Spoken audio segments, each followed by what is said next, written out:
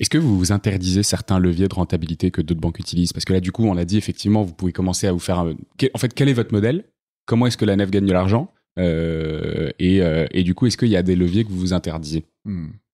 Alors, il y a beaucoup de leviers qu'on s'interdit.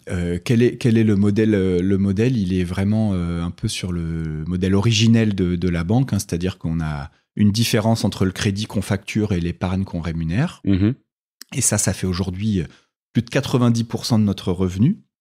Ce que d'ailleurs les régulateurs nous demandent de changer parce qu'ils estiment qu'on prend trop de risques par rapport aux courbes de taux et choses comme ça. On parlait du dilemme tout à l'heure, c'est typiquement ce genre de choses. C'est que finalement, on demande à une banque de prêter moins, finalement, parce que c'est plus sécurisant. Là où nous, notre objectif de banque éthique, c'est de prêter au maximum ce qu'on peut faire. Donc forcément, d'être dépendant d'un taux qui est très haut, d'un taux qui est très bas.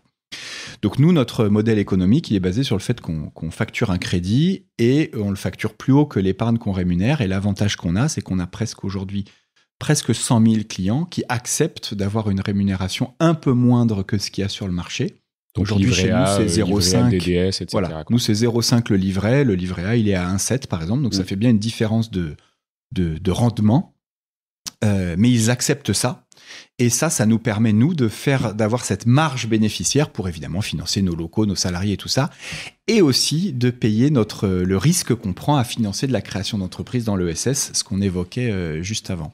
Et il s'avère que pendant 10 ans, les taux étaient tellement bas qu'en fait, on avait beaucoup de mal à gagner de l'argent, même en augmentant nos volumes de crédit.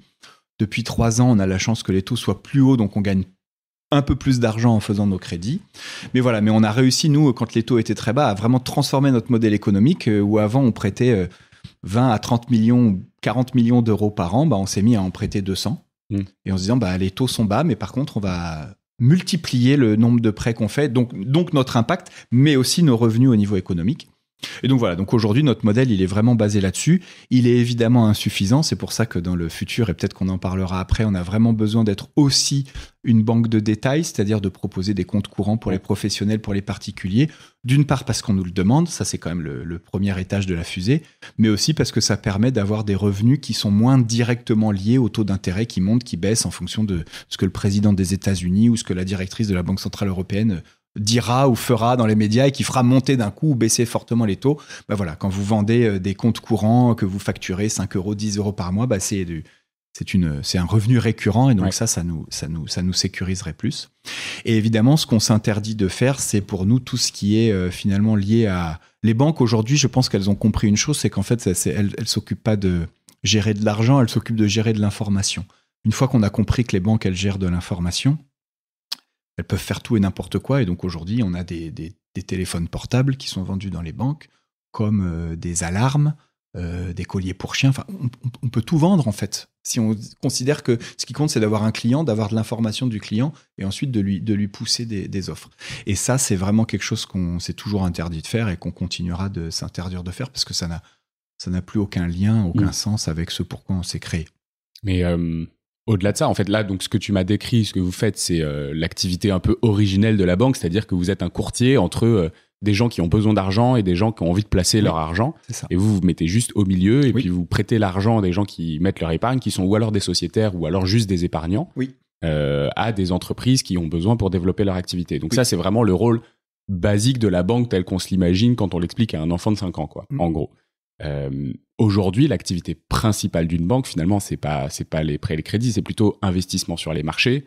Donc toi, tu parlais de vente de produits dérivés, entre guillemets, mais l'activité principale, c'est plutôt une activité sur les marchés qui permet aussi de faire des liens entre plusieurs nations, pays, des balances commerciales, d'aider des marques à aller à l'international, à se vendre. Ça, c'est des choses que vous refusez aussi aujourd'hui ? Alors, notre agrément, déjà, il est sur le territoire français. Donc aujourd'hui, même quand on finance à l'international, on va faire, par exemple, on finance pas mal de commerce équitable. Donc on va travailler avec des structures basées en France, mais qui vont travailler avec le Pérou, avec Madagascar, avec des choses comme ça. Veja, par exemple, entreprise française qui travaille beaucoup au Brésil. Exactement, ou Eticable, qui travaille beaucoup avec l'Amérique du Sud. Enfin voilà. Donc ça, c'est l'international, on le fait par le prisme de coopératives ou d'associations ou d'entreprises qui sont sur le territoire français. Mais effectivement, par rapport à ce que tu disais tout à l'heure, il y a quand je parlais de circuit court parmi un des 4 piliers et de transparence parmi les 4 piliers de la banque éthique, de fait, ça nous interdit, de fait, naturellement, la spéculation sur les marchés financiers, puisque je pense que je trahis rien en disant qu'il y a beaucoup d'opacité sur les marchés financiers. On s'en est rendu compte avec la crise financière de 2008.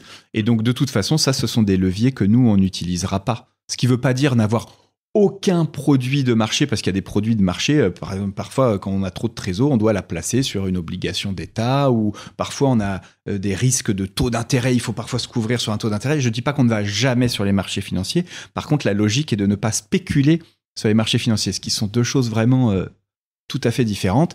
Et effectivement, tu as raison, c'est ce par quoi tu commençais. Les banques de financement et d'investissement, comme on dit, sont aujourd'hui les éléments les plus rentables des banques en Europe et dans le monde. Alors, je crois qu'en France, on fait un peu plus maintenant la séparation entre les banques de détail et les banques d'investissement, ce qui est moins le cas dans d'autres pays. Mais ça n'empêche qu'au final, ça remonte vers les 6 grands groupes bancaires dont on parlait tout à l'heure, qui ont leur section banque d'investissement, et c'est là-dessus qu'il y a beaucoup d'activités. Et donc, vous avez de la pression, par exemple, de l'ACPR, donc l'autorité qui contrôle les marchés financiers, l'AMF. Vous avez des pressions pour vous placer sur ces marchés-là qui sont plus rentables et donc qui vous permettent d'avoir des meilleures solvabilités?